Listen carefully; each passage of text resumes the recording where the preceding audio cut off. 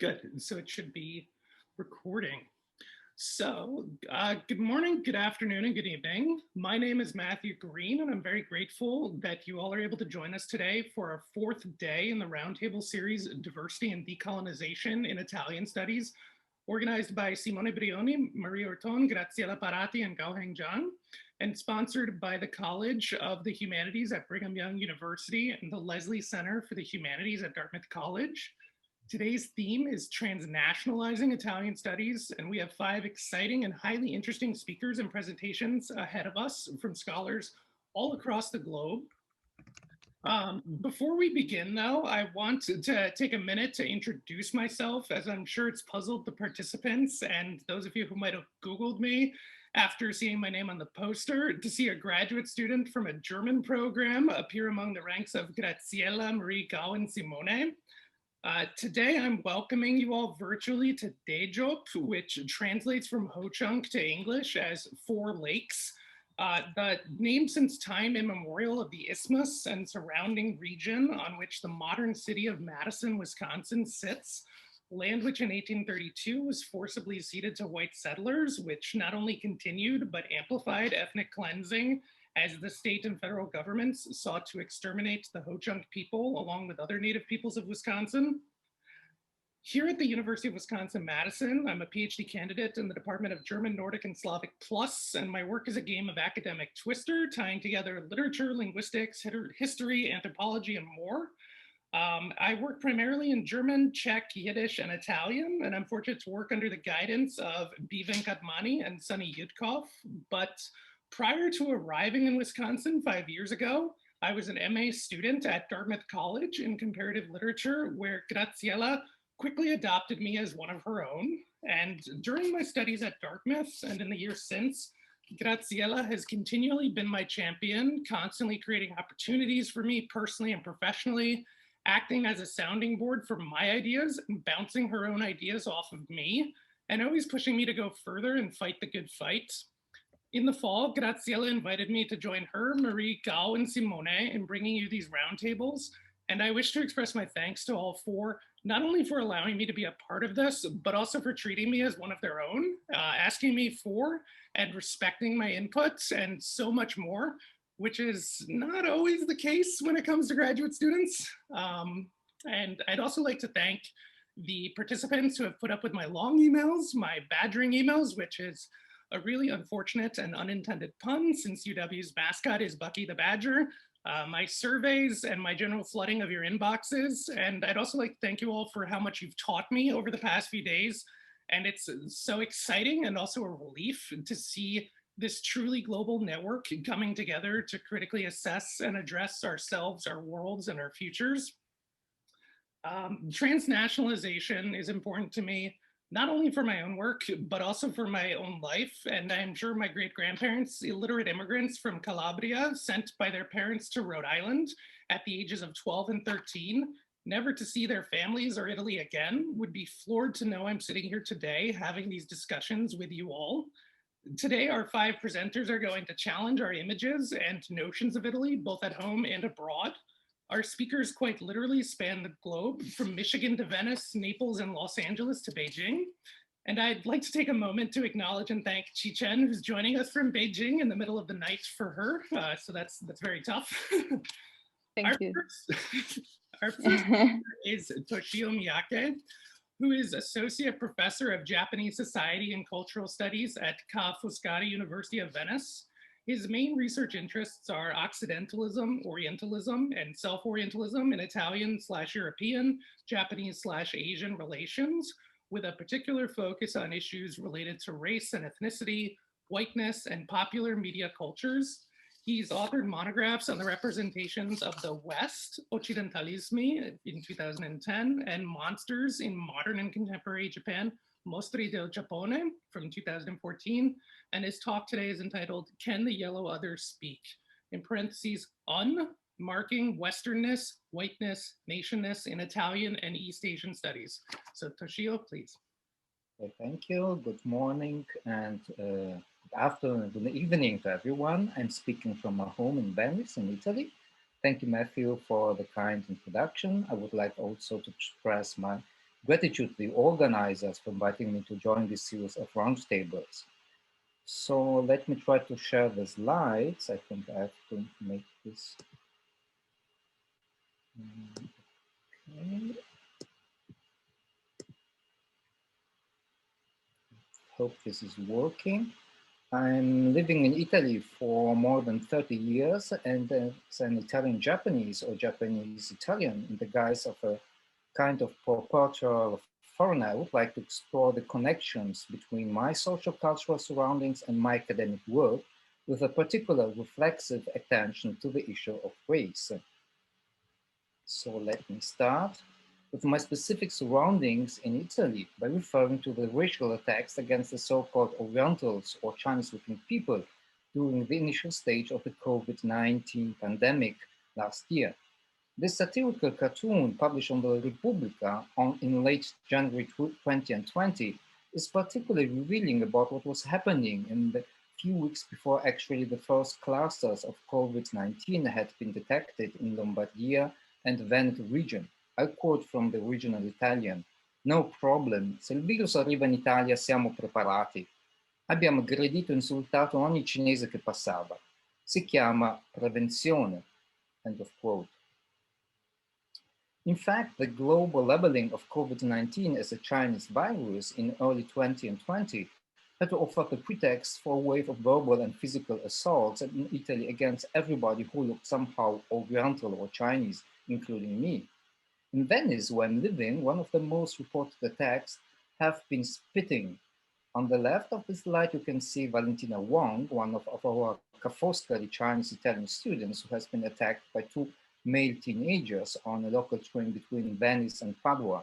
And on the right, news about Chinese tourists getting their dose of spits in the historical center of Venice. Unfortunately, even more violent attacks have been reported in other Italian towns. A Chinese boy beaten by a group of youngsters in Avellino, a Filipino immigrant beaten on a bus in the outskirts of Cagliari, a bottle broken on the face of a Chinese immigrant at a gas station in Vicenza. In addition to these physical assaults, there have been also a huge number of Chinese stores and restaurants, including Japanese restaurants, that have been vandalized or covered with all kinds of disturbing writings. A quote: "Cina assassina, compra italiano, boicotta i commercianti asiatici, padroni dell'economia a casa nostra, Raus, musi gialli, cinesi ebrei, stessa vita, stesso forno, cinese topo di fogna." End of quote. It may be argued that this explosion of xenophobia or East Asianophobia has been to a large extent fueled by an uncontrolled dissemination of conspiracy theories, such as China creating artificially a biological weapon in Wuhan laboratories, or fake news such as Chinese eating bats or living mice. Besides the contingent aspects of the COVID-19 pandemic, the specific narrative of social and pathological stigma, I suggest that this wave of racial attacks are also to a large extent rooted in a more historical, wider, and mainstream frame, considering both negative and positive othering. An ambivalent Orientalistic racialization shaping the so-called Orientals or people of East or Southeast Asian origin as the yellow other.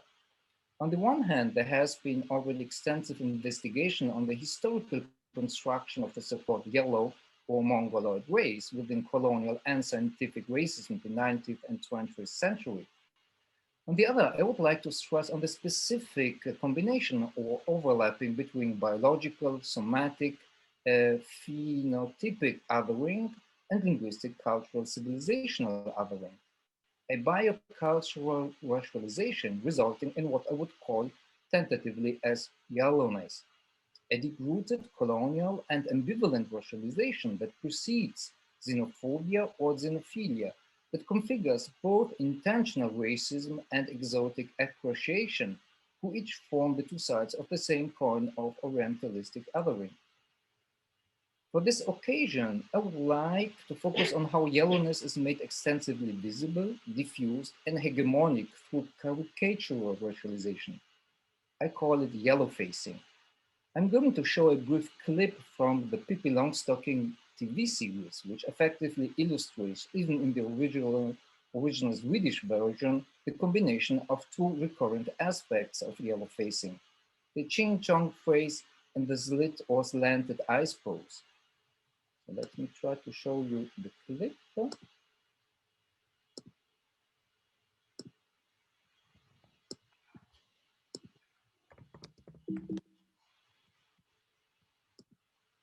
Satt under öronen allihopa och sjöng.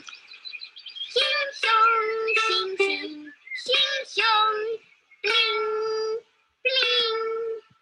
Tjing tjong, bling, bling, tjing tjong, bling, bling.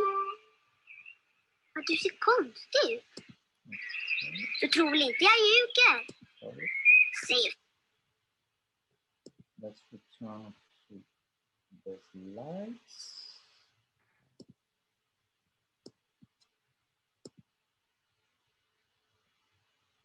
Okay, now from a linguistic point of view, Ching Chong or Ching Chung Chang in Italian is an imitation of Chinese seeming sounds. However, according to social linguistic Elaine Chung, I quote, this bivalent expression, which belongs to two languages at once, serves less to disrupt this linguistic boundary than to verify it, end of quote. Xinjiang replicates the same logic of linguistic, cultural, and civilizational verification expressed by the term barbarian. The original Greek word meant to imitate the sound of non-Greek speakers as something incomprehensible, gibberish, and unpleasant, similar more to animal sounds, and furthermore, to mark primitive, inferior, uncivilized, inhuman, or threatening behavior in people, in contrast to the Greek, Roman, or the so-called Western civilization. I suggest that in this sense, we may consider Xinjiang as a more informal, vulgar, or childish equivalent to the established word barbarian, marking, verifying, and orientalizing East Asian or Chinese languages, cultures, and people as a modern or contemporary other to Eurocentric identity. Now, on a more personal note, as a Japanese living in Italy for more than 30 years, I've been addressed countless times by the Italian equivalent, Ching Chung Chang. I've experienced this expression mainly coming from groups of children or boys in the streets, shouting it sometimes from a long distance and then laughing.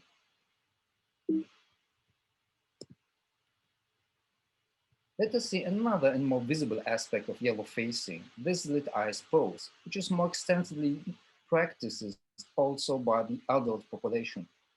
On the left of the slide, you see the original cover of a book of Japanese popular cultures published in 2005 by young Italian scholars who thought to pay homage to Japan by giving the title Con gli occhi a mandorla, and having commissioned this emblematic illustration to represent the dreamland Japan.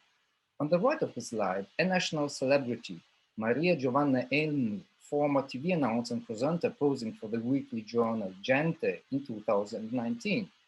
It is during her silver wedding anniversary with her husband in a Japanese hot spring. She too is intentionally paying homage to Japanese traditional culture and commenting, I quote, per lui, mio marito, sono diventata la fatina dell'Oriente, end of quote.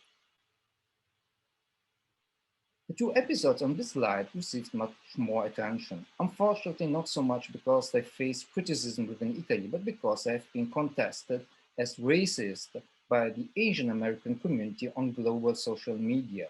The first on the left is another intentional homage, this time by Michelin-starred chef Gianluca Guarini, who posted this photo to celebrate the collaboration with his new partner, Victor Leong, a Chinese-Australian chef from Melbourne, in order to compete together for an international culinary competition called the NGATS.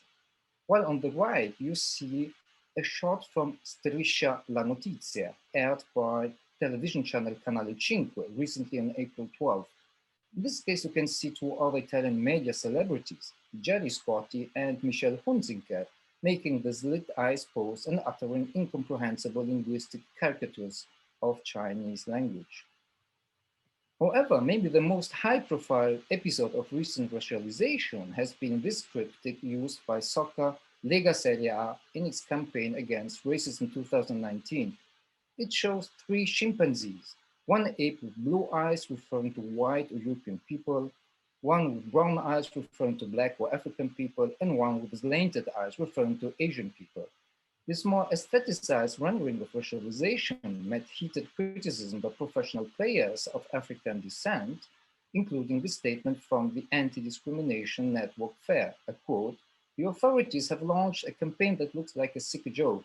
These questions are an outrage. They will be counterproductive and continue the dehumanization of people of African heritage." End of quote. Now to conclude, I've shown all these episodes not with intention to denounce higher levels of racism against East Asian people in Italy, even if the problem may be less discussed or contested as North America, Great Britain, or Australia. Actually, what I would like to raise instead with these concluding and very provisional considerations are three open issues or challenges, three different but deeply interconnected levels that I consider as strategic for contributing to critically understand and practice diversity and decolonization in Italy, or also in Japan, in relation to what I've called yellowness. First, on an epistemic level, I suggest that we may need to revisit deep-rooted assumptions which are still shaping foundational but unmarked methodologies or blind spots on how in the social sciences and humanities we still think, understand, define, and act upon social, cultural, civilization, diversity. While Occidentalism and Westernness, racism, whiteness, nationalism, Italianness have been all discussed or challenged on their own, I argue that we still may lack an understanding of how all these colonial signifying practices do jointly intersect, overlap, or interact with each other. Now, the epistemic level, configuring among others methodological nationalism, brings me to the second issue. I apologize for interrupting. Yes. 30 seconds to conclude. Okay, I skipped this and just 20 seconds. And finally, to conclude, the last level concerning agency, which may be the most complex to address. Who actually speaks about diversity in terms of intersectional positionalities, such as class, race, ethnicity, gender, sexual orientation, when we address issues of yellowness? In other words, what kind of agency is needed in order to first identify, then understand, and eventually unlearn whiteness, yellowness, blackness, or other forms of hegemonic racialization? I apologize for taking so much time from my presentation. Thank you very much for your attention.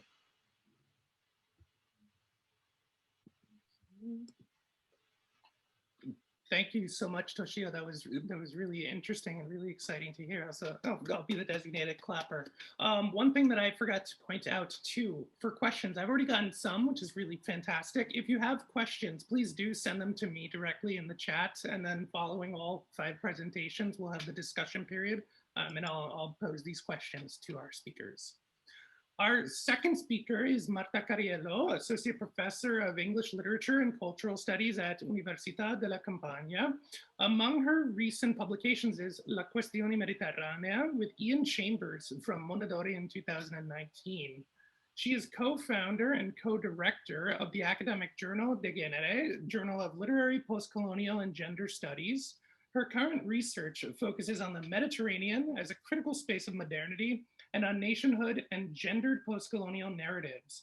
And her talk today is entitled Wasting the South, Narratives of Italian and Mediterranean Dispensability Along the North-South Divide. So Marta, please. Thank you, Matthew, very much. And thank you to all the organizers for this wonderful opportunity. Now, what I'm sharing today is really the beginning of a research and that draws certainly from eco-criticism and waste studies from and through Italy and trying to take it further adrift, so to speak. And this research is also converging into a project with Graziella Parati, Matteo Gilebi, and Damiano Benvenu, whom I wish to thank for embarking on this for me, new adventure. And of course, this is a research that develops in the field, opened up and studied by many scholars before me. In particular, I have been looking, and I certainly will increasingly be indebted to the work done by Serena Laiovino with reference to Italy, first and foremost. And just a few days ago, and again, I thank Graziella Parati for alerting me immediately to the publication of this text. A text by Marco Armiero was published, titled Waste-Eocene, and I've been poring over it for the past 3 or 4 days. And it really intersects and overlaps with so many things I have been exploring, and it has been actually a guide and inspiration in preparing for this roundtable. A guide and inspiration also, not only, but also for the fact that Marco Armiro starts from Naples, where he is from and where I am from, and from Campania, and where I'm speaking from. And this situatedness, this sense of locality is to me particularly important, generally speaking, as scholars, when we position ourselves, and I think even more so in talking about waste and discard in this specific case. And what I would like to do, and what today will really be more a set of questions and virtually no answers, is to think about waste, to think about discard, or if we want to use Armiero's term, the waste-eocene, setting it adrift, so to speak, looking onto the Mediterranean, or thinking with the sea, as Ian Chambers invites us to do. And I know that I've already used a number of terms like waste or discard, and I will use dirt, disposability, a number of terms that are not necessarily interchangeable. They would require a lot of space to discuss definitions and debates.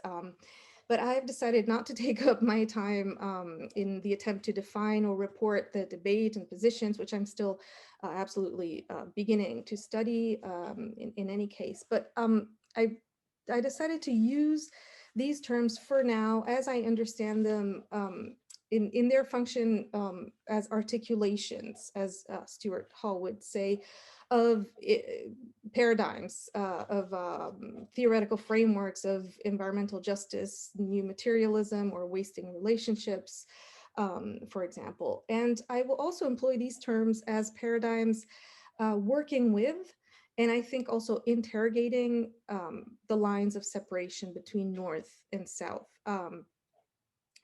within Italy, and then with the idea of also looking further to the global North and global South divide.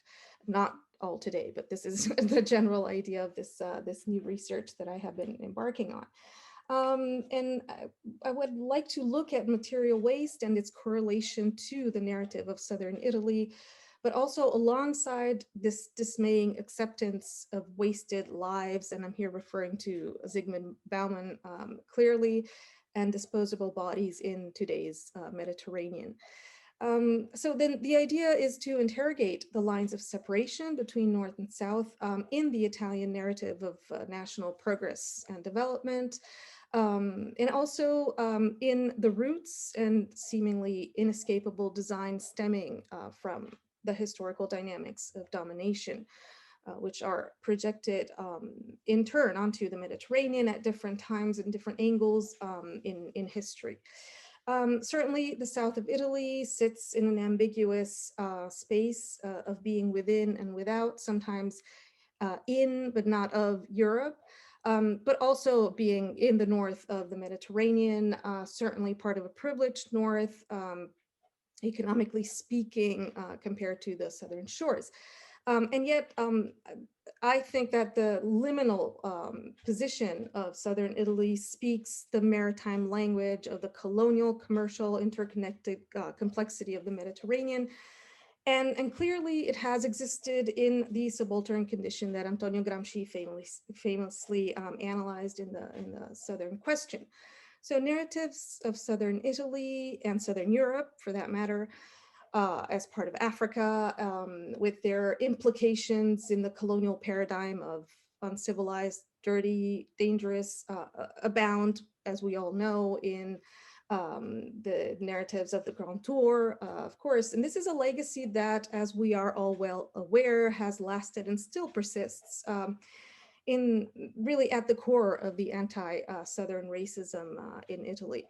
And in this sense, a very interesting case indeed is that of the so-called garbage crisis in the city of Naples, which took place, the most recent one between the 1990s and the early 2000s. And much could be said about this, but this is not the space for it. But it certainly was striking, experiencing it from the inside. And what was more striking than anything, I believe, was what actually Marco Armiro calls the waste pornography and the media narrative that seemed to only to confirm really the inability of this city to clean up and become modern. And this is not to deny the problem, right? It's just trying to look at the narrative and open up the conversation to the complexity and the non-exclusivity.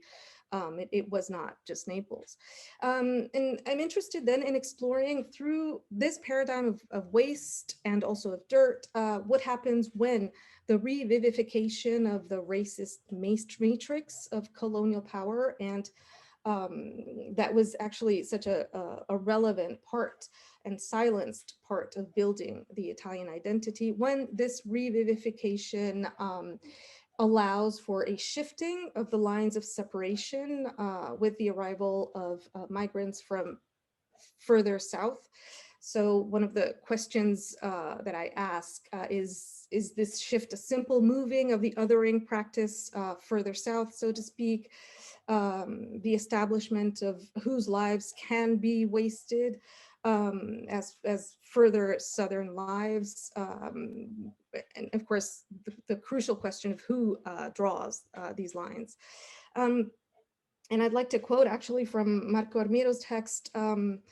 He writes, and I quote, "Entering the bodies of the ecologies of humans and non-humans, wasting politicizes bodies and ecologies. The disposable body becomes a political body that criticizes a body that is, becomes a political body," end of quote. Sorry about that.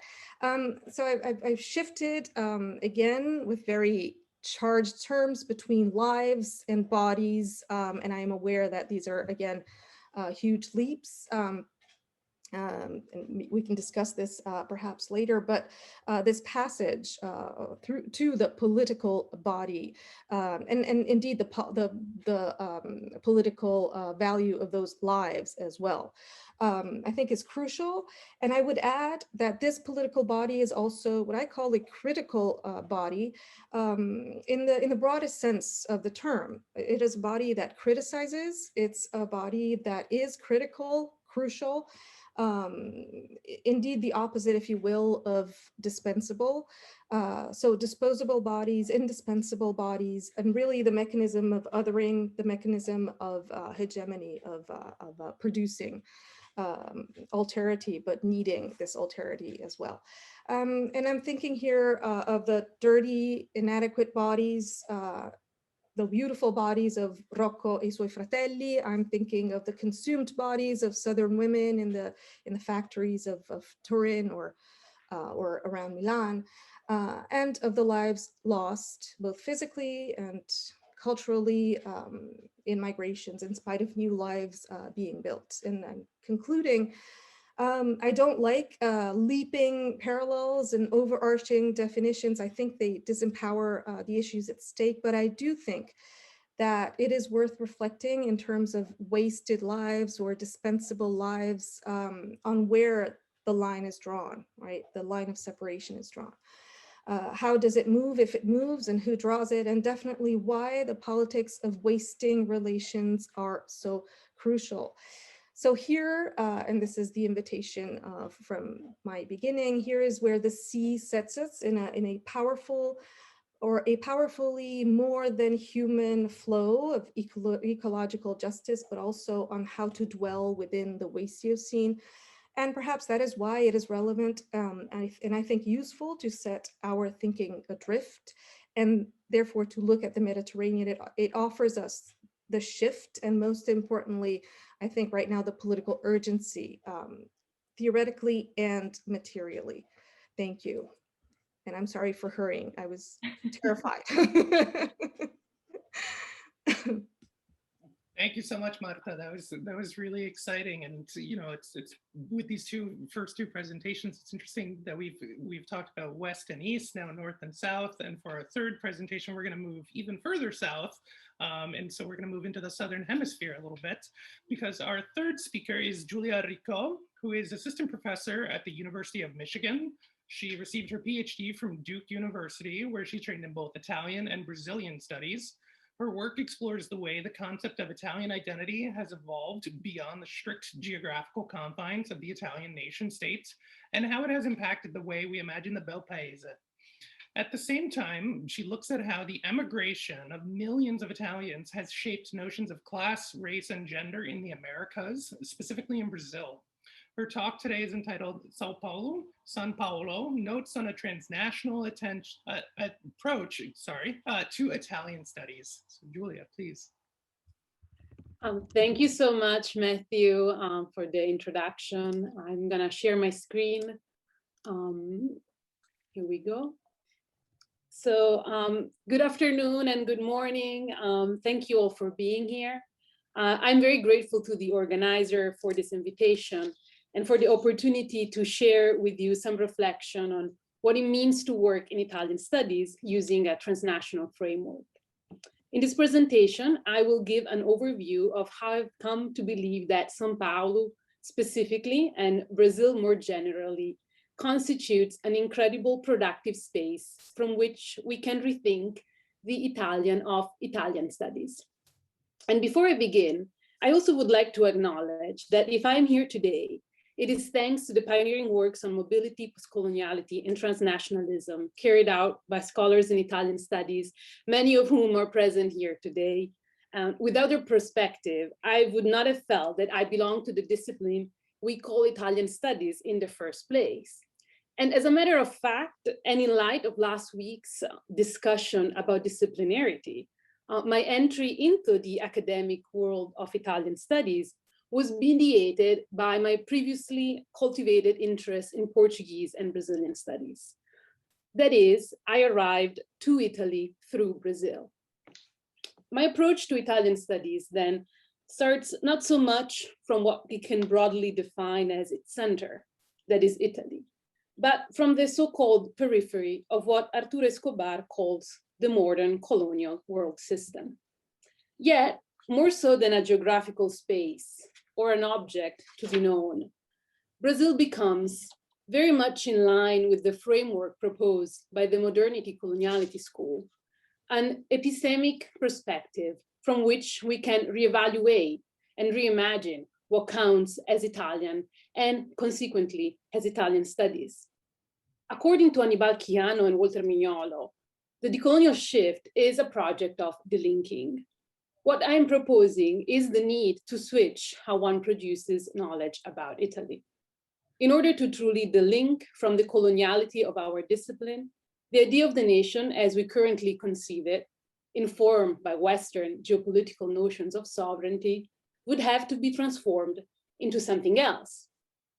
A decolonial approach to Italian studies has less to do with getting rid of the national paradigm altogether, which risks enacting the same totality that decoloniality resists, and more so with building other possible Italian worlds. My hope is that as this process of delinking happens, it will impact Italian studies more broadly. So let me briefly share with you how I have come to rethink what counts as Italian and how it informs my research on the emergence of a modern, racialized Italian identity in São Paulo. In the summer of 2013, the summer of the Brazilian World Cup, I arrived in São Paulo for the first time. There I was in the back seat of a cab in a very gray São Paulo. The driver, despite all my best efforts, quickly detected my Italian accent. However, to my surprise, he simply thought I was from São Paulo, but that I had a heavy Italian accent. In fact, he proceeded to tell me about his Italian family lineage and then asked about mine. After a couple of days in the city, I quickly understood that interactions such as the one with the cab driver would accompany me throughout my stay in São Paulo. I realized that there existed in the city a palpable pride in all things Italian, a quasi-obsession, what I refer to in my book manuscript as a fever, with declaring oneself part of some long-lost Italian diasporic network. On the one hand, demographic reasons might in part explain São Paulo's Italian fever. According to Brazilian sociologist Lucia Lippi Oliveira, just shy of 1.5 million Italians arrived in Brazil between 1884 and 1839. As you can see in the table, that is the largest group of migrants, even more than the Portuguese, Brazil's original colonizers. Of all these immigrants, more than a half went to the city of São Paulo. If we look at the numbers in São Paulo, Italians constituted the most populous groups, 34% of the total arrivals in the city. When we consider how this data articulates with the modernization of São Paulo, whose population nearly doubled between 1893 and 1900, just 7 years, perhaps we can begin to understand the Italian fever that animated much of my everyday interactions in São Paulo. On the other hand, without discounting the sociological and historical data, I propose that we take a closer look at the racialized discourse that accompany the arrival of Italians in Brazil. Italians exist as unquestionably white in the Brazilian racial imaginary. As a matter of fact, their presence there had two major functions. First, that of flooding the Brazilian free market with cheap labor, and as a result, crushing any negotiating power that recently emancipated slaves might have had. And second, more relevant to my point, to repopulate the country with allegedly superior Europeans, thereby whitening the Brazilian populace. What perhaps might come as a surprise is that Brazilian racial theories, such as Silvio Romero and Alberto Torres, actually favored Italians over other more pure European groups, such as the Germans. The latter, Romero comments, do not wish to mix with the Brazilian populace, and therefore they undermine the whitening project, becoming a danger.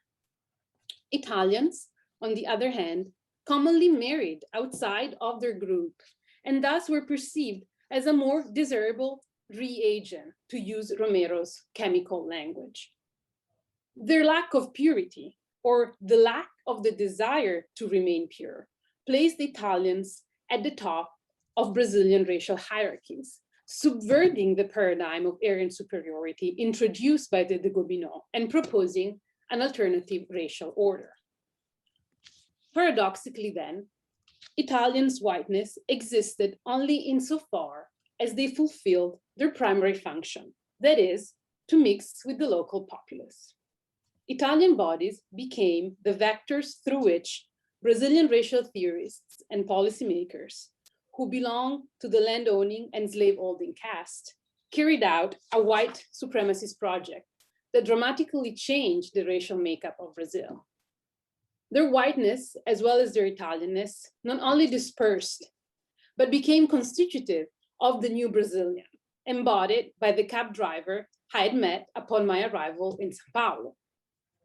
So while still implying racial superiority, the Italian identity that takes shape in Brazil diverged drastically from the one endorsed by the liberal, fascist, and even democratic Italian national project. It is an Italian identity that emerges from a national reality that had to contend with the existence of multiple races and that idealized racial mixing at the expense of Black bodies.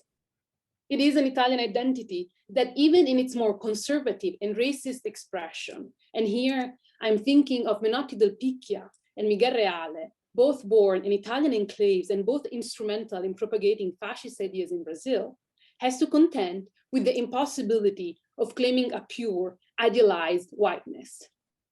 What is more, I argue, it is an Italian identity that allows us to move beyond whiteness.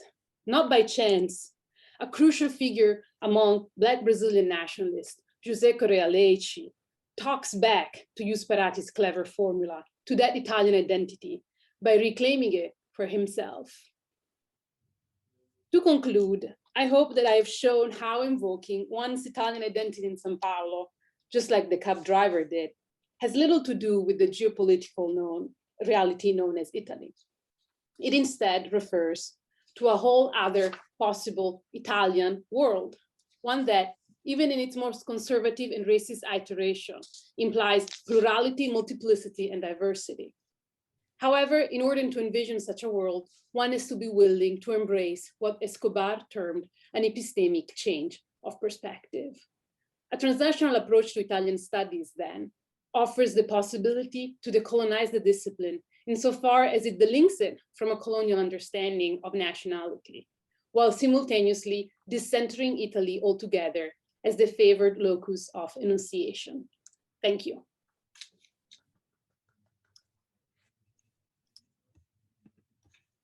Thank you, Julia. That was fantastic. Our fourth speaker is Qi Chen, who is associate professor at Beihang University in Beijing and a former visiting scholar at Harvard University. She obtained her PhD in Italian literature at the Scuola Normale Superiore di Pisa. Her research interests include the Renaissance Italian literature and comparative literature, and her talk today is entitled Dante's Early Spread in China from a Perspective of Globalization. Qi, please. Thank you, Matthew.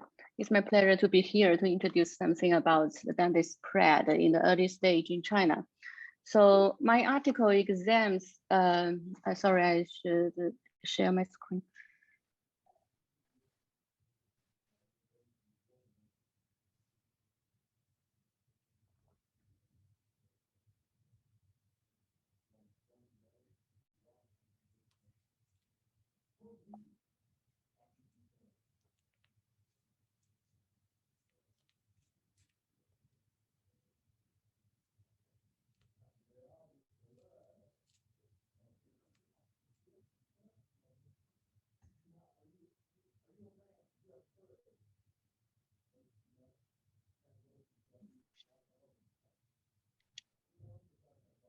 Sorry. Okay, so my article examines the translation, research, and the teaching of Dante in his works and in China between the 1880s and the 1930s. This is the early stage of Dante's acceptance. And I will offer a broader global perspective and a more comprehensive and accurate cultural picture of Dante's acceptance impact around the world. So the high point of introduction and the translation of Dante's works in this period coincided with China's rising nationalism through the early 20th century. This stage occurred within the social historical context of China's late and post-imperial reckoning with its national and international geopolitical status. And during this period, China's politically engaged intelligentsia, the literati, embraced Dante as a symbol of the modern creation of the Italian nation and its unification, and as a model for China's own national progress. So first, let's talk about the early background of Dante in China. The first one is the cultural import by foreign missionaries. Dante and his work first gained attention in China at the end of 19th century, when China and the ruling Qing dynasty were undergoing a period of tumultuous change. Large numbers of missionaries began to flow into China's coastal and inland areas. Also, missionaries came to China mainly to spread their religion. They also acted as a primary medium for the import of Western culture and for cultural exchange between China and the West. The first mention of Dante in Chinese occurs in A Brief History of Europe, published by English Protestant missionary and sinologist Joseph Addison. The introduction to Dante in his books forms a very small part of his works, presenting European culture to China.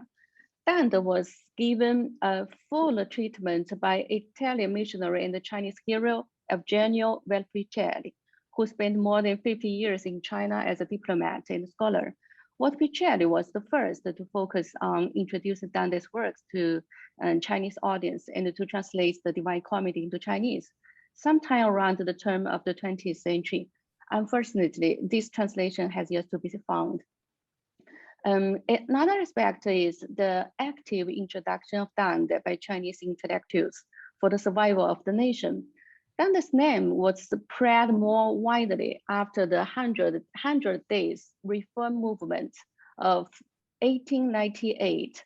Liang Qichao, one of the initiators of the movement, published in 1802 the script of a Cantonese opera called Legend of New Rome, in which Dante is opening character in the plan.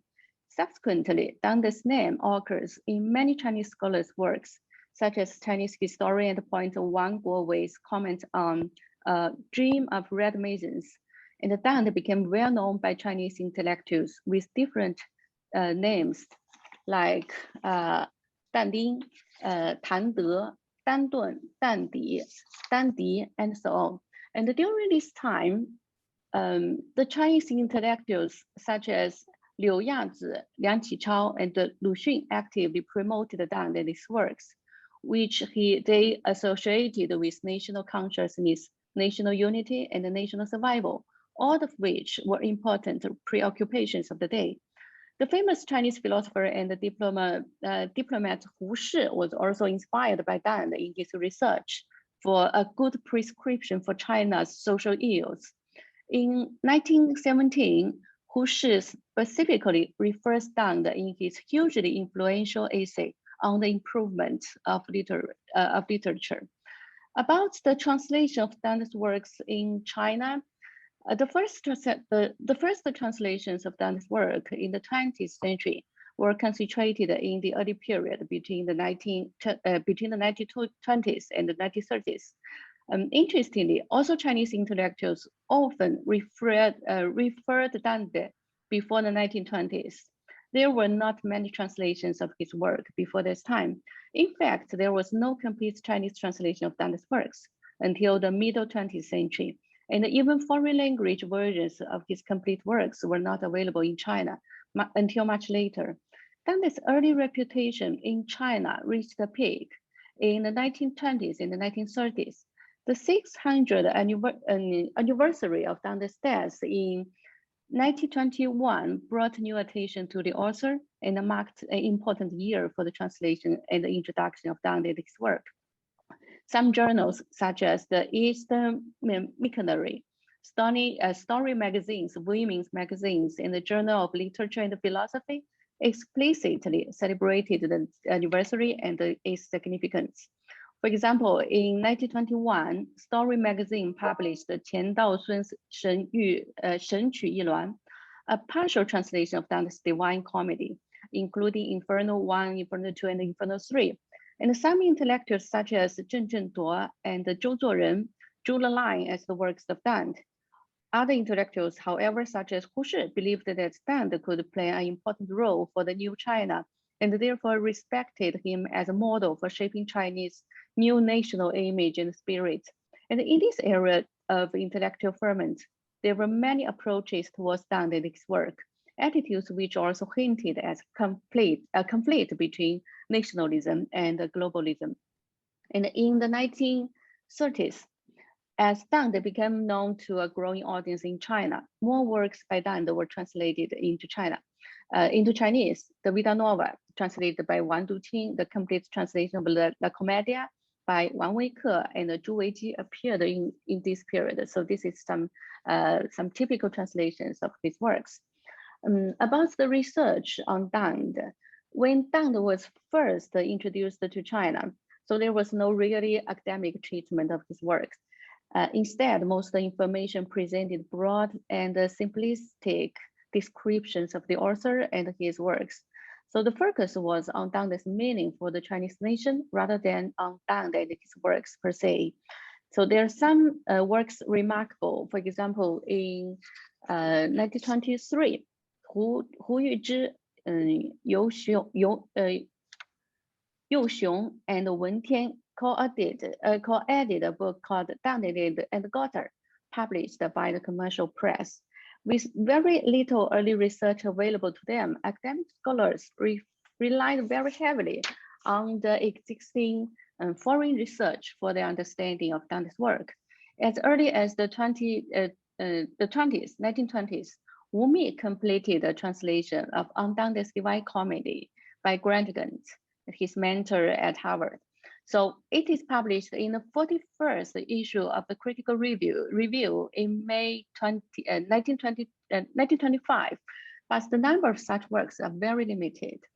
On the teaching of Dante in university, Dante's works are rarely taught as a dedicated subject in universities in China at that time, instead of appearing in often simplistic references as part of overviews of foreign or non-Chinese literature.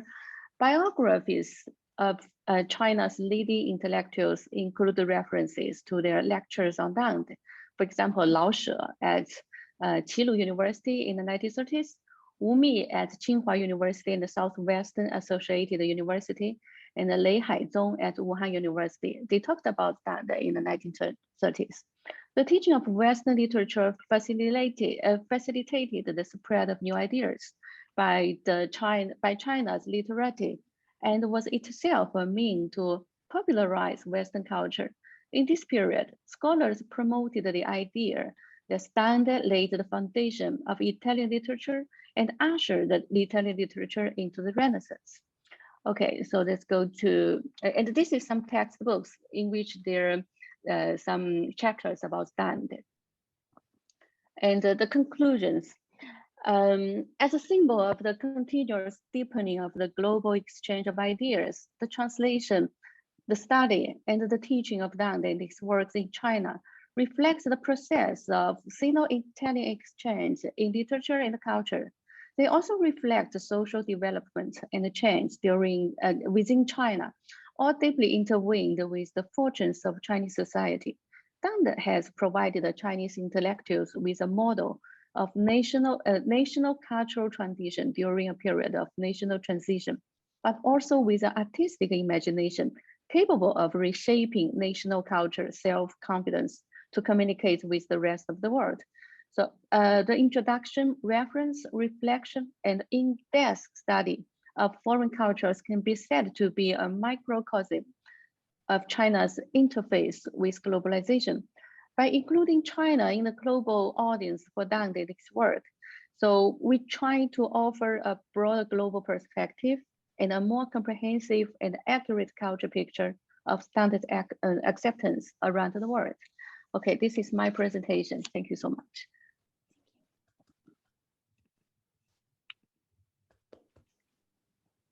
Thank you, Chi. That was really fascinating. This was all brand new information to me, so thank you so much for that. Our fifth and final speaker today is Jessica Harris, who is assistant professor in the Department of History at St. John's University. She's a scholar of modern Italy, Black Europe, African American history, and 20th century US and the world, with a particular interest in gender and race, their intersections with material culture, and the subsequent effect on group identities. Jessica's publications include Italian Women's Experiences with American Consumer Culture, 1945 to 1975, The Italian Mrs. Consumer, which just came out last year in 2020 from Palgrave Macmillan, and articles in Modern Italy, Imago, Studi di Cinema e Media, and Carte Italiane. Her talk today is entitled Italy and Black America, a new look at the transnational relationship between Italy and the United States. Jessica, the floor is yours. Great, thanks so much. So let me bring up my PowerPoint. Okay, and I'll start. So before I start, I'd just like to thank the organizers of this series of fantastic roundtables and for inviting me to present my research to you all, and also to thank Matthew as well for his emails and being on top of everything and getting me ready to go. So I really appreciate that.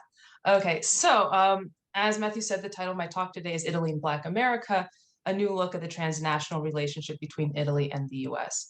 So today I'm going to be talking about my current project, which examines the positionality and experiences of African-American women in 20th century Italian culture, primarily looking at the second half of the 20th century by looking specifically at film, television, and fashion and investigating the intersection of gender and race in this transnational cultural exchange between Italy and the US. And in so doing, adding a new dimension to the well-studied connection between the two countries, as well as contributing to the growing scholarship on the relationship between African Americans and Italy. So with my project, I'm hoping to understand two things. What is Black America for Italy? And what is Italy for Black America? For Black America. Or more specifically, I'm interested in how American culture and American notions of race contributed to Italian national identity formation and understandings of race, and also how these women's experiences in Italy affected their own understandings of race, especially as racism and discrimination were firmly embedded in the US. So in this roundtable here today, I'd like to focus on the positionality of African-American women in Italian culture by looking at examples from two African-American women present in Italian film and TV, and then fashion and film. So for the former film and TV, Lola Falana, the singer, dancer, and actress who appeared in 3 Italian films in 1967, Quando Dico Che Ti Amo, Lola Colt, Faccia Faccia con El Diablo, and Stasera Mi Butto. And then for the latter, for film and fashion, looking at Daniele Luna, as Richard J. Powell writes, quote, who was, quote, the first internationally renowned African-American fashion model, unquote, the first Black woman to appear on a cover of Vogue, that being British Vogue of March of 1966, and who also appeared in Fellini's Satyricon. So in order to determine their place in Italy in the decades following the Second World War, I found it's important to look at 2 significant historical contexts. First is the creation of the new Italian Republic and its architects' desire and efforts to distance the country from its fascist past, including its overtly racialized and discriminatory aspects. And in this regard, Article 3, which, as Valeria de Plano writes, quote, officially rejected any racist ideology or discrimination based on sex, religion, or race, unquote, was included in the new Italian Constitution. And this inclusion, de Plano continues, quote, was meant to herald a new definition of the concept of Italianism with a more inclusive view of national belonging, unquote. And the second important context is the influx, or one can even say invasion, of American cultural products in the peninsula. And these goods coming from the other side of the Atlantic contained a political significance due to the onset of the Cold War, and also Italy's internal political composition, that struggle for the hearts and minds of Italians that took place between the Christian Democrats and the Italian communists. And this new culture was welcomed by many Italians. However, it's important to note that this did not mean that they were steamrolled by Americana and did not fully accept the culture 100% as it was. So when combining these 2 contexts in order to understand African-American women's positionality, what I found from my research on Falana and her 3 Italian films in particular, is that she maintains a privileged position in respect to other women of African descent in Italian films in the 60s and 70s, such as Zaudi Araya, the Eritrean top model who starred in Luigi Scattini's erotic film trilogy. And in these films, the women are denigrated or eroticized others and are treated as solely objects. In contrast, Falana is a person, a subject, and is treated as such for the most part, and I'll get to that. And this different treatment, I would argue, is due to her American origins or her Americanness, in which she was a witness to and victim of the country's historical institutional racism, thereby giving Italians an opportunity to show their non-racist and inclusive ideas by welcoming Falana with open arms. And furthermore, taking into consideration the fact that American culture still had a strong pull on many Italians. Another important factor is that she was a rising American star, which gave her a certain social capital in the peninsula, as was true for other African Americans who came to Italy and found success and fame in the Italian music and film industries, as you see there on the screen. Now, although Falana was treated in a different way than other Black women who were often viewed solely as bodies, as I mentioned, this did not equate to the complete erasure of a racialized discourse or the presence of racial stereotypes from Italy's colonial period that used Blackness as an other when portraying her on screen.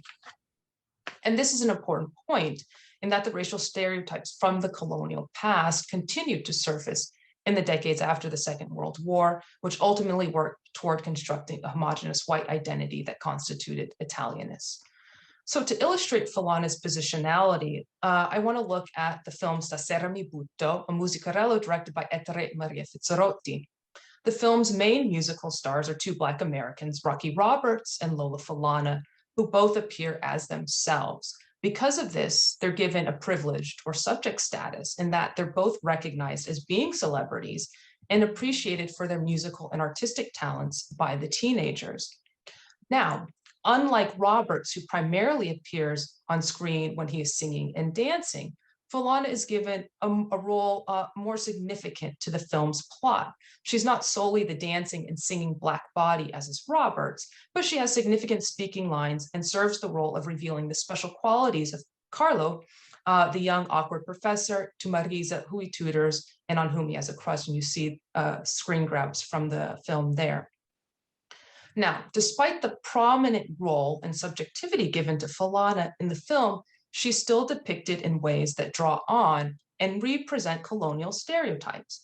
And one instance of this is the title sequence of the film. Falana's is the first name to appear on screen, but underneath her name is the title La Venera, and I won't say that word, but as we say today, La Venera Nera, or the Black Venus, was an image that represented the exotic sexual appeal of the Black female, but also the danger she presented to the white male. And the figure dates back to the illustrated pamphlets of the 1880s that featured Black women in nude or semi-nude photos and drawings that, as Rosetta Giuliani Caponetto notes, quote, depicted the swath of Africa that had been explored by Italians, unquote. So in depicting African women as the Black Venus, white colonialists were not only defining the women as exotic, inferior, and sexual objects, but they were also reaffirming their superiority over the women. Therefore, it was through the circulation of the visual material of quote unquote Italy's conquests that the idea of the Black Venus as a consumable, sexualized, and racialized other became reified in the Italian imagination. So by giving Falana this moniker, it designates her quote unquote difference, thereby allowing moviegoers to view her as a Black body, a commodity, and not as a person. As such, her privileged status is slowly chipped away at. Now, for Daniele Luna, where I'm at the very, very early stages of research on her, I've also found this combination of praise of her talents and hence subject status, but yet the persistent use of colonial racial stereotypes in a 1960 article from L'Europeo entitled L'ondata di colore, which discusses the increasing use of Black models in the fashion industry. The article gives particular attention to Luna and notes how she is the vanguard, paving the way for a transformed racial landscape of fashion. For example, the article's author, Lieta Tornabuoni, writes, quote, her success as a model was immediate. She inaugurated a small revolution. She prepared a larger one. She is the first Black to become a vedette, the first to appear on the covers of the major international fashion magazines, unquote. But the next line is this, quote, the first to transform into vogue that cult for the Black Venus until now reserved for a few intellectuals, for the most part decadent, unquote. So once again, we have an example of a recognition of Black American talent, but also the positioning of Luna in the framework of racist colonial stereotypes that serve to other her, as with other Black women. So in conclusion, Black American social capital allows the women to have some subject status, but only just a bit.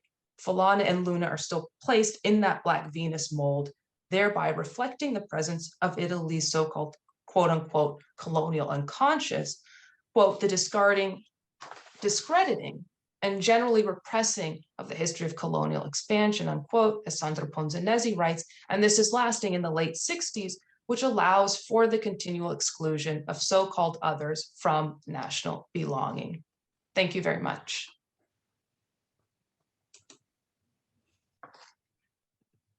Thank you so much, Jessica. That was so interesting, and that was such a great way to transition then into our question and discussion portion.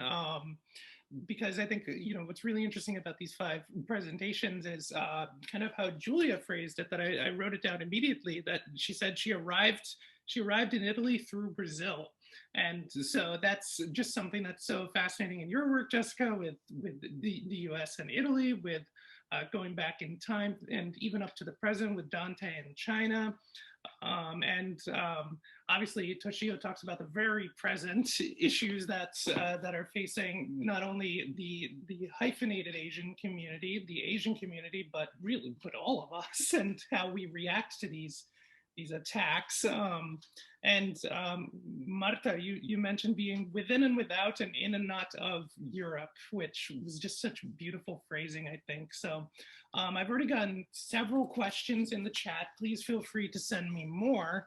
Let me just pull these up. And so let's see. I just lost it.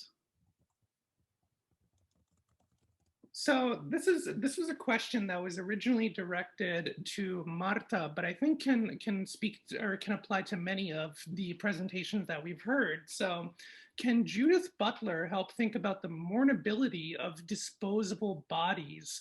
And so how would the idea of the disposable body work into a transnational approach to Italy and to Italian studies, perhaps? Yeah, thank you very much.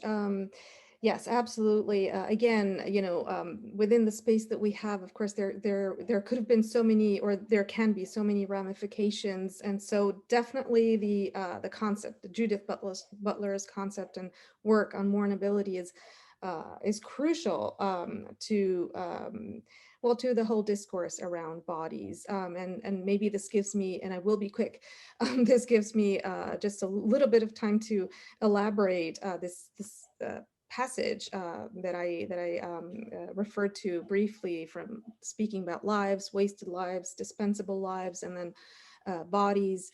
Clearly, when talking about the Mediterranean, I mean, this has become almost, I want to say, very tragically obvious that we are talking about a necropolitics, and we're talking about, we talk about bodies. And why do we talk about bodies? I think that one crucial aspect is if you want, pre-juridical status that the bodies have. Before, if you want, becoming or re-becoming lives that need to be attended to, and of course, how and whether they are attended to once they do arrive on land, for those who do, is a whole other discourse. But I would say the power in that case of these pre-juridical bodies is much stronger than one might think. I suppose the idea would be, instead of speaking about lives, then we are reducing these lives just to bodies, and that is one aspect of it. But I also think that the discourse on body, and that is why I use the term critical body, I think it also points to this, as I said, pre-juridical status of what Derrida calls the arrivant, right? Somebody who arrives and is questioning by their very presence, which is first and foremost a material presence, or if these people do not arrive on the shore, as very often happens, then it is a presence all the same. And so, yes, the answer is absolutely, there is the whole question of mournability and who has the right to be mourned is absolutely central. So thank you. Thank you. Jessica, could I maybe put you on the spot with the same question? Just because thinking about your presentation, you're not necessarily drawing, a line or a circle, but it's almost a triangle, pulling in the colonial history of Italy and Africa, and the fetishizing not only of the woman's body, but then the Black woman's body, and how that's also such a, in the American context, is so policed as well. So I don't know if there's something that you could say about the disposability of bodies and what that brings to Italian studies as a historian as well, being from a department of history. Great. No, I think, yeah, it's interesting to look, like how I draw the contrast between Black American and then women and African women, with the contrast of, a real exploitation of the body. And what, I've seen in looking at Falana's films is, with the Stasera Mibuto, I pointed out, she has the, speaking lines. And so she has that kind of subjectivity. And even more so, I think, is an interesting case of the other film, the spaghetti Western, the Lola Colt, where she's the main protagonist. Like, she's the one who's leading the charge, leading the film and everything. And it's up to her to save the townspeople from, this evil El Diablo. But yet you still see this exploitation of the body visually that occurs in these song and dance numbers that she gives, where there's those long, uncomfortable shots really of her buttocks and her legs. So you see still that exploitation, of the body, and that's still something I'm kind of getting into. And then to point back, about the point you made, Matthew, about, in the US, the policing of, African Americans as well. And so 67, Falana is in these films, 66, the Black Power movement, the rise of Black Panther Party, that's advocating for armed self-defense to protect the Black community from, the brutality that they're facing. So I think that's an interesting point. But I think this is something I need to investigate more into, this aspect of the bodies, and really looking at what it is in the US, what it is in the Italy, and I'll go on for just one more second, if you don't mind. But what I've been looking at in some of the articles, I have from Italian magazines about Falana and Luna, is trying to mine for instances when the interviewers will ask them, so what do you think about the civil rights movement? Or, what's going on in the States? And so that's what I'm looking for, to see what how they position themselves in that relationship as well. Awesome, thank you. Toshio, could you maybe say something? I don't know, I don't want to put you on the spot as well, but one of the questions that I received was also, thinking about the current moment and about your presentation, what's so specific to the Chinese body and to the Chinese experience, or to the Asian experience? Because, for example, there's lots of parodies, should we say, of Americans as well in Italian culture, which Jessica kind of taps into a little bit. Any thoughts? Yes, I think this is quite a very complex question and issue. Because, of course, we're trying to find out some kind of specificity, like the Italian or female or African American body and so forth. But I think one very difficult issue, at least when I'm speaking and also listening to the other talks, is how this specificity may change according to positionality and who is actually creating these images or creating these narratives or talks about the so-called other. And so, speaking about about Chinese or Asian bodies or parodies in Italy, as you may know, there's now a very huge discussion on social media about this, because of course it depends on positionality. And if we speak about caricatures, it's a very polarizing issue, because people who do these caricatures, they do it with good intention. Usually, they say, "Oh, I'm just doing it for fun. I love Chinese woman, Japanese woman, or so forth." But then the issue is of positionality. How do the people who are dressed by these caricatures or images react to it? And if I can say something about some kind of specificity, but it's very difficult, of course, to talk about this specificity, is that if you speak about racialization of Asians in Italy, I think most of people that I know, Japanese people, for example, would like not to acknowledge it. They would like to remove it. And of course, this intersects with Italian mainstream, who would say, oh, there is no racism against Japanese or even against Chinese. It's the Chinese who are maybe a little bit too how you say, too sensible to this kind of things. So I think when we speak about these things, it's about how you can intertwine different positions and trying to understand how a certain kind of othering shifts and moves between different positions. Thank you.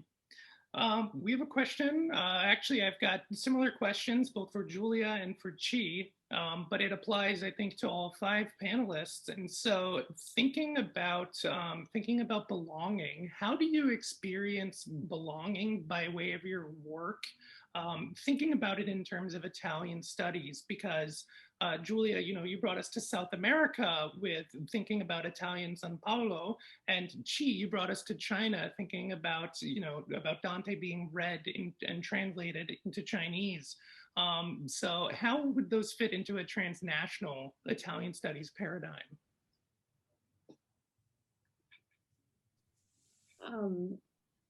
So I'm happy. Chi, would you like to go first? I'm happy to go. This is something that I struggle with. That I'm mentally always thinking about. So I'm happy to discuss it here with you. Thank you for the question.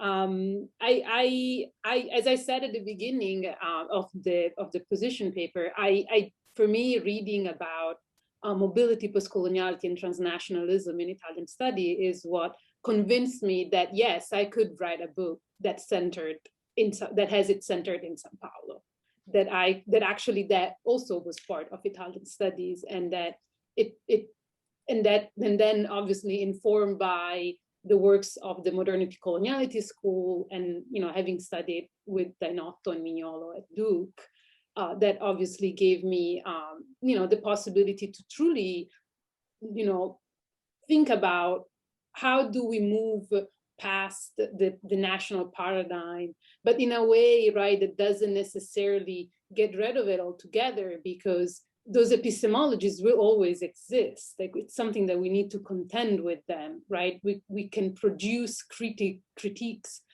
from them, within them, or to use again one of Mignolo's favorite sentences, border thinking. So to position ourselves in a way that we can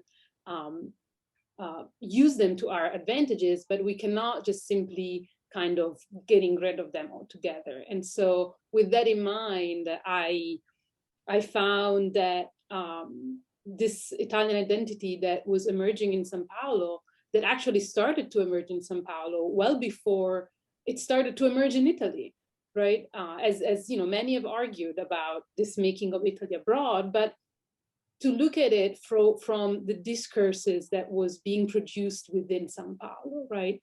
And how that affected and kind of turned toward Italy.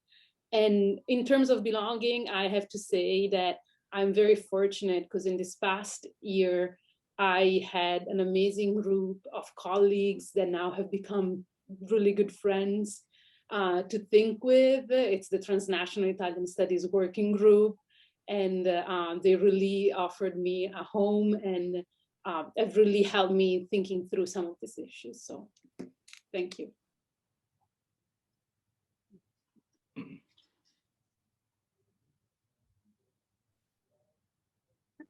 Okay, thank you, Julia. I was thinking about belonging. I was thinking that in fact, when Dante was introduced in China, it's like being 100 years.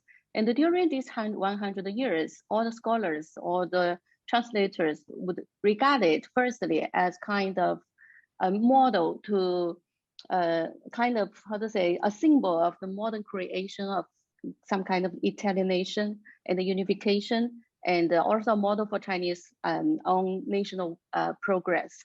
And from this perspective, I think that the Chinese people, just like me, at the very beginning, would just take advantage of Dante, try to have our own perspective to study Dante.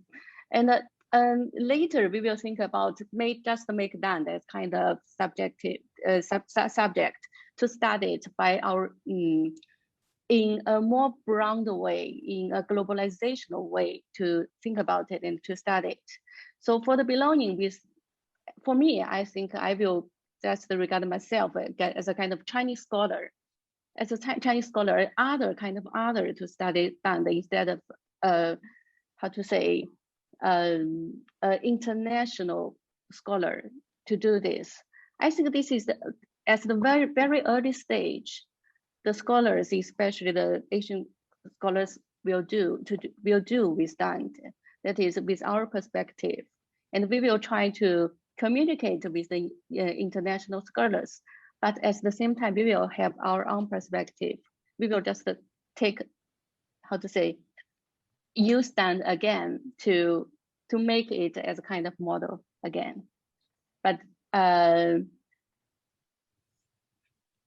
feel somehow I feel like it's difficult for us, especially for the identity, because when you have to look deeply into Dante, into his works, we will find it's very hard for the cultural difference, for the position, for the identity. I think maybe it takes a very long way for the Chinese scholars, including me, to study some foreign writers' works.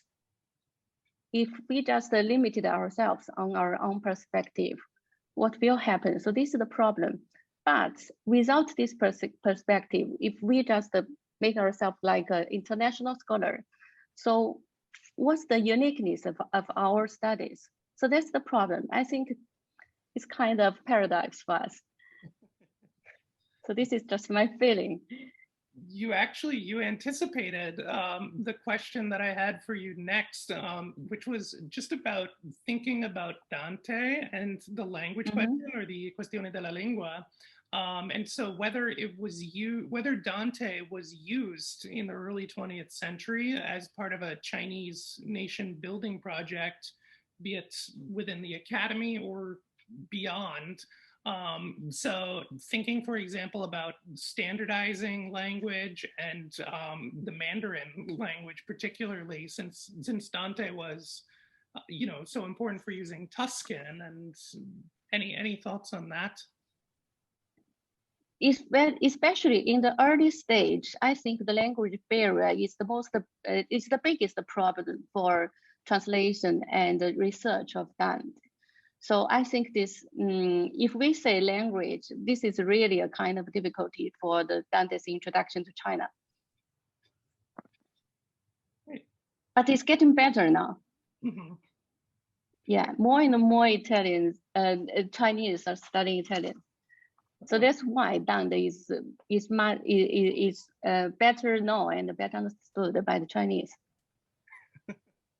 John, you likes that. I have a question here for Jessica. Are different images of Blackness adapted to different audiences? So, for example, thinking about cinema as opposed to magazines, and then as opposed to specialized magazines for female readership. Any thoughts on that? That's a really good question. It's something I'm looking at for, the collection of articles that I have on Folana and on Luna, coming from Rizzoli, a lot of it is more kind of gossipy type magazines. So the images are going to be, kind of pictures of, Folana out, in the crowd, or maybe she's dancing with somebody, that kind of thing. So it's kind of hard to, what I haven't done yet is looked at how, how are the images? Are they constructed differently? Are they, their images placed for a particular reason? But I think, when I get into looking with more of my research on Luna, so contrasting, what's in these kind of more like gossipy type storylines with her images in these high-end fashion magazines like Vogue Italia or regular Vogue or British Vogue, Harper's Bazaar. And so is that reflective of what, the language that is used in some of the articles being written on her? But I think it's a fantastic point to bring up. Thank you. I have a question. It's directed towards Julia, particularly with thinking about Brazil, but I think it applies to many of you. So thinking about the role Italianists played in the construction of white supremacy in Brazil, which I think can tap into Jessica's presentation as well as Toshio's and Marta with, the North-South divide, of course. So any thoughts, Julia, or others? Thoughts on the role that Italians played in carrying? Oh yeah, I mean, not just Italians, but Italianness and like the Italianness. Okay. Yeah, so I think, as I said in the talk, that was a very Italian bodies were a crucial part of this widening project at the expenses of Black bodies, obviously. And so the question of disposable bodies is something that, you know, in kind of speaking against toward Marta and Jessica, it absolutely is part of that. Italianness, again, we need to rethink, right? What kind of Italianness are we talking about here? Are we talking about speaking Italian? Because that was not maintained, right? There were schools for Italian speakers, but with the arrival of Vargas and Gestapo Novo in 1937, that was prohibited. So Portuguese had to be the standard language. But that nonetheless didn't mean that Italianness stopped existing, right? Quite the contrary, actually. Vargas instituted the National Day of the Italian Migrant as part of the nationalization process of Brazil. So I think that what I see in my research, it's really the reimagining of Italianness from Brazil, but an Italianness that is not hyphenated, right? So that is not in the sense the ethnic whiteness of the 1970s here in the US, and the nostalgic kind of going back to that moment of like leaving Italy and the reclamation of this long lost Italy. It's an Italianness that becomes constitutive of Brazilianness, a Brazilianness that very much wants to move away from Blackness and from the very large presence of African and African ancestors in the city of São Paulo specifically. And São Paulo specifically because the numbers, I mean, are I think they speak for themselves compared to, for example, Rio de Janeiro or Salvador in Bahia, where then Italians are not as much a presence. And in Rio de Janeiro, for example, there is a different understanding of what whiteness is and what this myth of racial democracy can do. So I hope I've answered the question.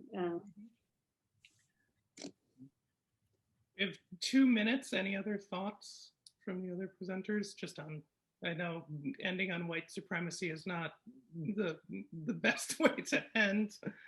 I think maybe I can just very, very briefly say something that I think is interesting on Italianness within Italy. It's a really complex. Obviously, we're all aware of how complex it is, you know, in terms of Northern Italy, Southern Italy. I think it's, you know, it is spelled out on the borders, and then specifically then the famously complex Eastern border with Istria and everything that has happened there, and it has really lived kind of beneath the surface, and then has resurfaced in the face of the racial and racist subconscious that is arising more and more with the recent and not so recent immigrations now. So it's a narrative within Italy that is really a very interesting one to follow in terms of how visible or invisible it is, or how it's deployed, really. So it's complex. Julia, please. I just wanted to add, because you said we're ending on white supremacists, but that was not what I was trying to, what I wanted to say, and I hope I kind of like, I hope I explain it. It's a very complex for 10 minutes position paper to explain what the racial imaginary of Brazil looks like. But I wanted to explain that the Italianness, or because it becomes constitutive of this new Brazilian order, and because it has to imply multiplicity and diversity, it also it is an Italianness that allows us to move beyond that white supremacist project, right? And that we see that in the writings of the Black Brazilian journalists who are thinking about Blackness in those terms. And so I just, you know, I wanted to end on like a more hopeful note than that, and just kind of like to really, like, you know, explain what I think, why it matters to do that epistemic change of perspective. So thank you. Oh, absolutely, that was my poor wording. Sorry. Great. So I just want to again thank Toshio, Marta, Julia, Jessica and Chi for these presentations. I continue to learn so much from all of you. And as I said at the start, it's so exciting, but it's also a relief to know that there are other people out there who are doing this work that is so sorely needed. And we hope that you can join us tomorrow for our 5th session, which will be led by Graziella, and it's entitled Resituating Knowledge Positionality. So thank you, everybody, and we'll see you tomorrow. Thank you. Thank you, so much. Matthew.